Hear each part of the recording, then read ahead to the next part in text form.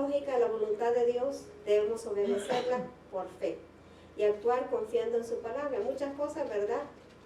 Decimos, pero Señor, tú me mandas a hacer algo, ¿verdad? Que para mí, en mi humanidad, quizás es ilógico, pero el Señor sabe.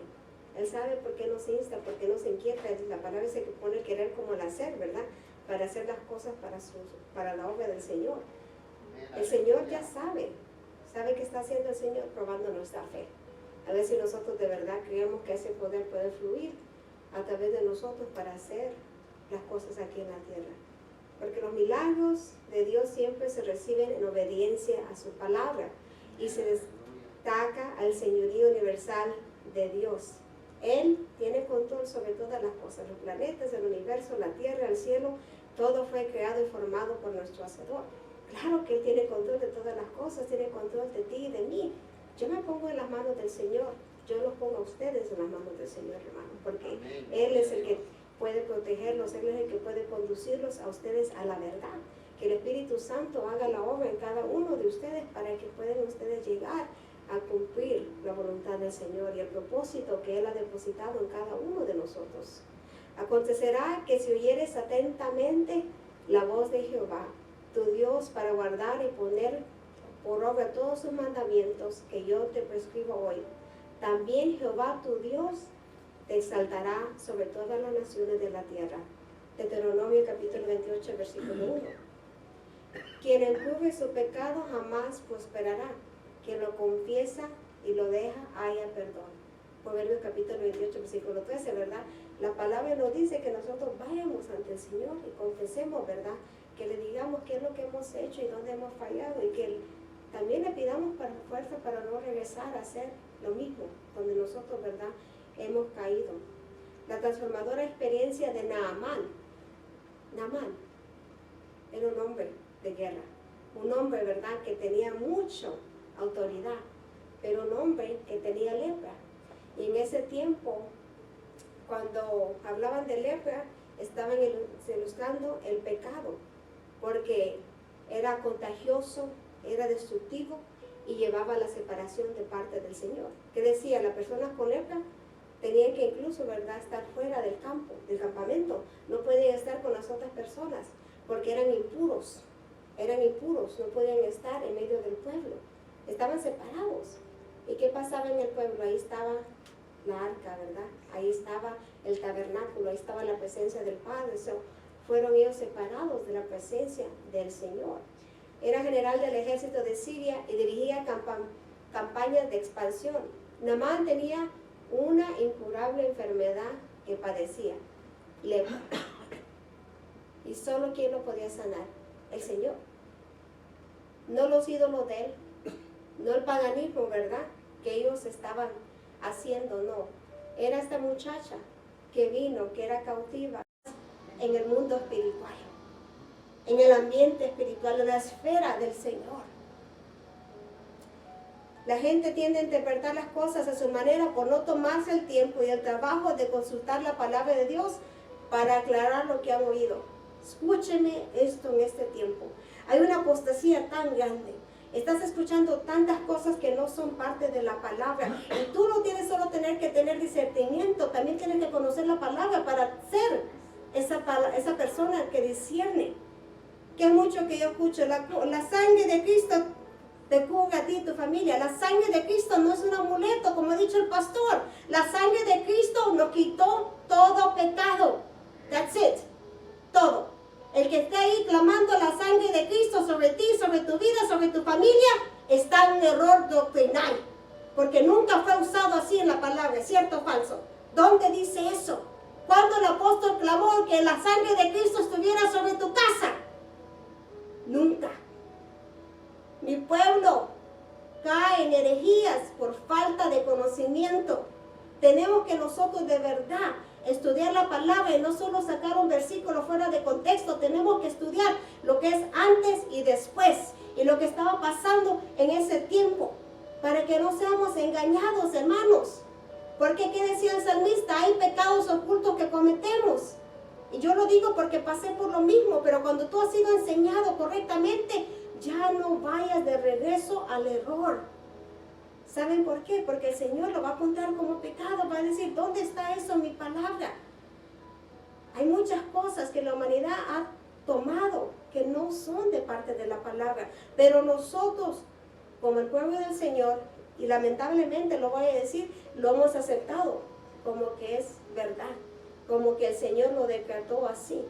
Tenemos que tener mucho cuidado de lo que escuchamos y lo que repetimos, y cómo nosotros, ¿verdad?, nos prestamos también a caer en esos errores. Es duro, pero es la realidad. Se lo digo en el amor de Cristo. Se lo digo para que ustedes entiendan, hermanos, que no todos lo que dicen Señor, Señor, de verdad proclaman la verdad como debe de ser. Proclaman la palabra del Señor como debe de ser. El rey Joram pensó que era una trampa para luego hacerle, ¿verdad?, una guerra. Por eso es que él dijo, ¿verdad?, ¿qué es lo que yo puedo hacer? Dice la palabra, ¿qué es lo que yo puedo hacer? Yo puedo sanar a este hombre. Viene nomás como a ponerme una trampa a mí para hacerme guerra, pensó él. ¿Cómo se le ocurría al rey de Siria enviarle un leproso para que él lo sanara? No se podía sanar en aquel tiempo. La palabra lo dice, no se podía sanar en ese tiempo. Las noticias acerca del escándalo llegaron a los oídos del profeta Eliseo. Qué maravilloso es cuando un varón o una mujer de Dios se levanta en medio de un escándalo por medio del poder que el Señor le ha dado. Poder, el denuedo de proclamar el Evangelio, solo viene del Señor. No viene de nadie más. Pero tú tienes que probar el Espíritu.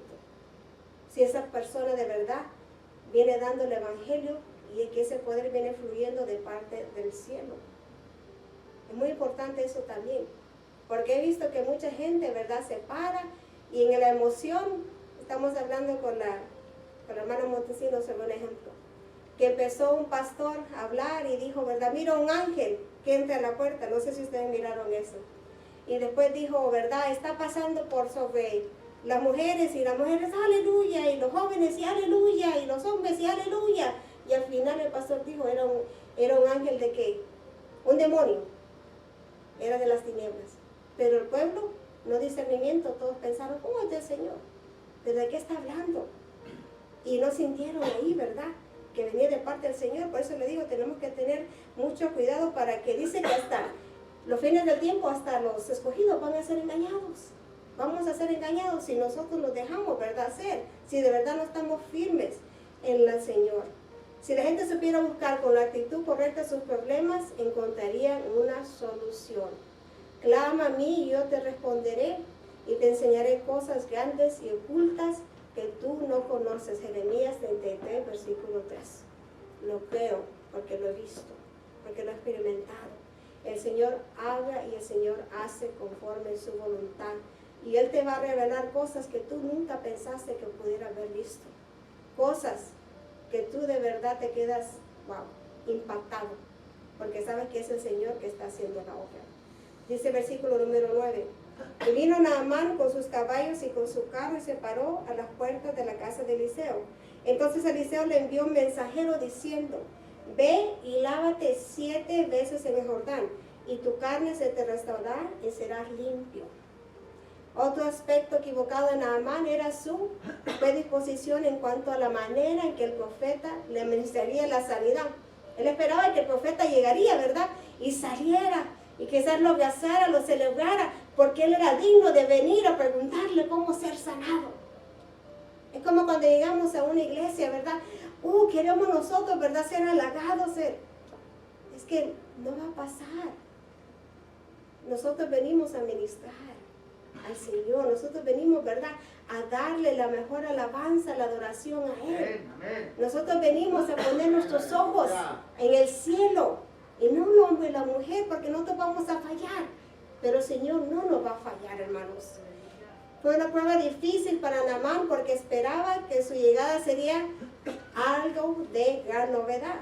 Y le dijo, ve a lavarte en el estanque de Siloé, que traducido es enviado. Fue entonces y se lavó y regresó viendo. Juan capítulo 9, versículo 7 está hablando, ¿verdad?, de otro milagro, otra maravilla que el Señor había hecho. Incluso Eliseo le dio la clave para ser sanado. Escucha esto, hermanos, que dice la palabra. Y muchos leprosos había en Israel, en el tiempo del profeta Eliseo, pero ninguno de ellos fue limpiado, sino Naamán el sirio. Lucas capítulo 4, versículo 27. Él fue sanado, de todos, él fue sanado.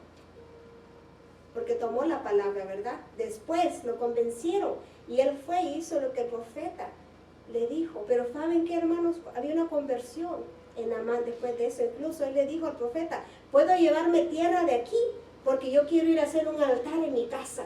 Él reconoció, él quería hasta darle, ¿verdad?, cosas, él quería pagar por el milagro, pero ¿qué dijo Eliseo? No, vete, nada de eso, ¿verdad? Quiero yo, porque el milagro viene de parte del Señor. Cuando el milagro ocurre, recordemos, hermanos, que solo viene de parte del Padre. No es el hombre y la mujer que lo ha ministrado, que lo ha hecho. Es el Padre que ha dejado que podamos ver esa maravilla aquí en la tierra. Y vino y le dijo, ¿verdad? Si él fuera con el profeta, él pudiera ser sanado. Porque saben, hermanos, aunque nosotros estemos en un lugar donde no se acepta la palabra y la autoridad del Señor, nosotros sí podemos predicarla. Nosotros podemos hablar, ¿verdad? Será el Espíritu Santo haciendo la obra para abrir ese entendimiento. Será el Espíritu Santo haciendo, ¿verdad?, la voluntad del Padre para que las personas puedan venir a conocer quién es Él de verdad.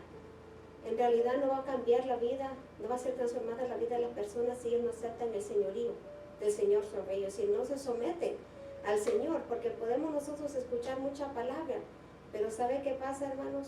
Cuando nosotros no queremos cumplir la voluntad del Señor, vamos a encontrar muchas excusas para irnos del lugar donde la sana doctrina es predicada. Se lo digo en realidad.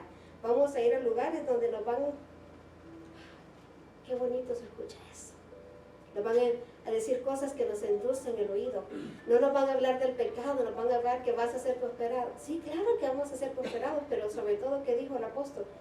Que tu alma sea prosperada.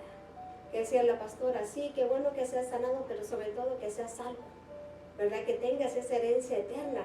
Sobre todo lo que importa es tu relación con el Señor. Yo, la verdad, me maravillo como el Señor nos habla, porque a todos nos habla el Señor. Y yo le pido perdón al Señor también cuando yo le fallo. Yo le digo, Padre, ayúdame para no fallarte, dame sabiduría. ¿Y qué es la sabiduría? El temor a Jehová. Es el principio de la sabiduría. Digo, dame sabiduría para yo poder guiar a tu pueblo conforme a tu voluntad. Hermanos, porque no es fácil, créanme que no es fácil saber todas las cosas que están pasando y llevárselas ante el Señor, porque nosotros no podemos hacer nada. Nosotros quisiéramos que todos estuvieran, ¿verdad?, buscando la presencia del Señor. Quisiéramos que todos los matrimonios estuvieran de parte del Señor, como el Señor dice, ¿verdad?, que las relaciones entre los hijos y los padres fueran las mejores, porque el Señor no nos vino y nos trajo a esta tierra para que nosotros estuviéramos en sufrimiento. Vamos a tener aflicciones, no malentiendan, pero Él nos vino para tener paz. La paz nos da Él y el mundo no lo puede quitar. Cuando la paz de verdad viene de parte del Señor. La lepra significa en las Escrituras una figura del pecado. Es incurable mediante los medios humanos. Una de las enfermedades más temidas de la época, antes porque llevaba a la muerte, no se podía curar. Pero gloria a Dios que hay una cura para el pecado. Y es la palabra del Señor.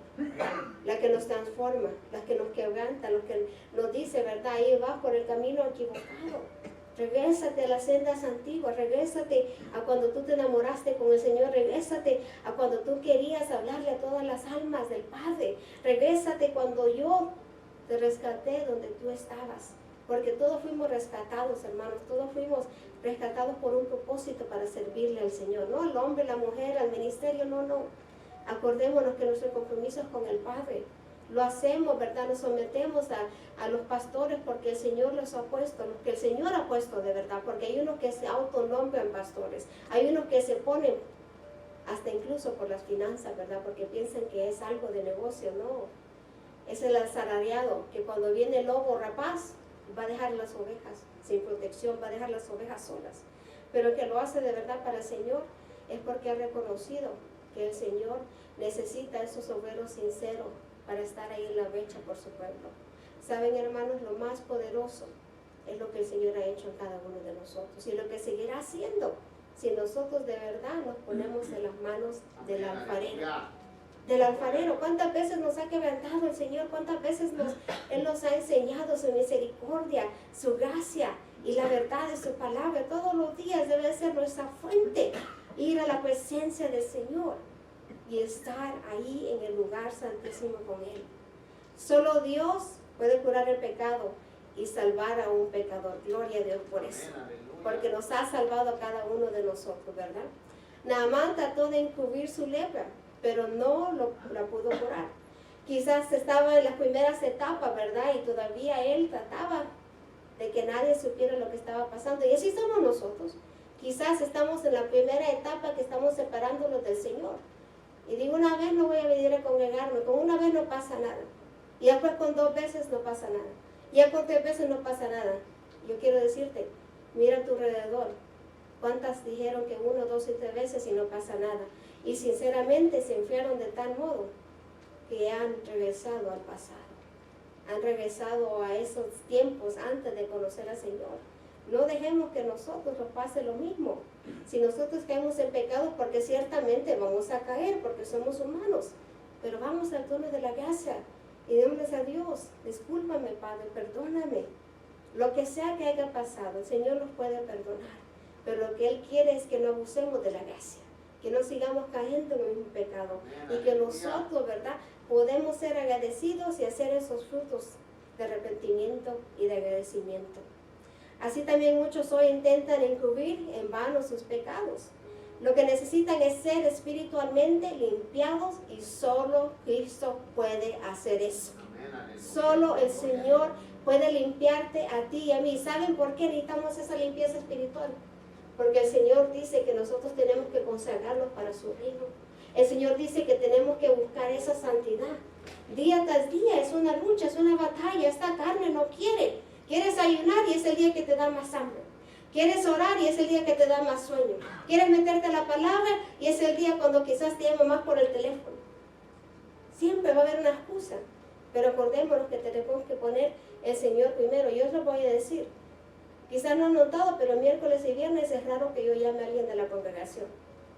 Porque esos son los días que me tengo que preparar más. Porque voy a venir a los actos del Señor.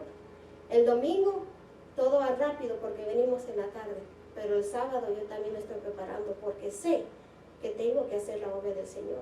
Ahora, no mal entienda, no quiere decir que los otros días no me preparo. No, quiero decir que miércoles y viernes sagrado para el Señor. Es donde yo necesito enfocarme en Él. Ahí está un consejo, hermanos. Escojan unos días de su semana.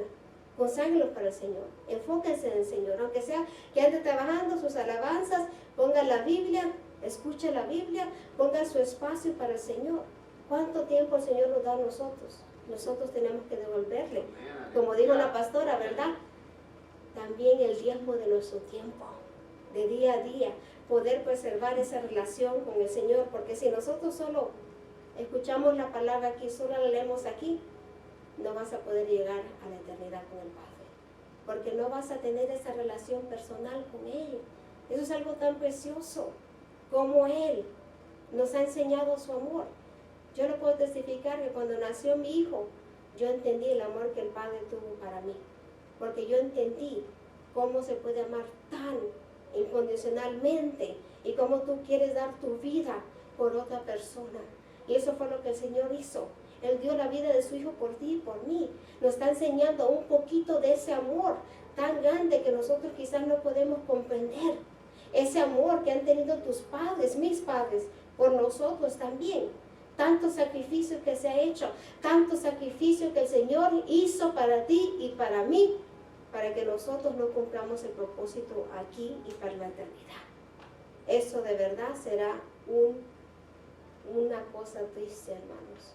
Tantas cosas que el Señor nos ha dado a nosotros y nos ha bendecido. Somos bendecidos. Quizás muchas veces pensamos, no, yo trabajo duro. Todos trabajamos duro. En casa, fuera de casa. Pero ¿sabe lo más importante? Tenemos salud. Tenemos una casa donde podemos estar, hermanos. Tenemos un transporte que podemos usar. Tenemos cosas que muchas personas quisieran tener. Pero la misericordia del Señor ha estado con nosotros. Y gloria a Dios por eso. Porque el Señor ha sido más que bueno con nosotros, hermanos. Crea en mí, oh Dios, un corazón limpio y renueva un espíritu recto dentro de mí. Salmo 51, versículo 10. La esperanza de Naamán de curarse empezaron a surgir cuando una jovencita de Israel, ¿verdad? La esclava, empleada en la casa de Naamán, habló con su ama acerca de la posibilidad de un milagro de parte de Dios. Para el que cree, todo es posible, ¿verdad? Para el que cree, dice el Señor. Porque sin fe es imposible agradar a Dios. Porque el que se acerca, ¿verdad?, tiene que tener esa confianza que se está acercando a ese dador de vida, a ese hacedor del milagro, al que ya tiene todo listo y preparado. Tenemos que creer en el Señor. El Señor es el que va a hacer la obra en medio de nosotros. Cuando Naamán llega a la puerta de la casa de Eliseo en Samaria, se disgustó por la forma en que el profeta le ministró. Yo soy Naamán.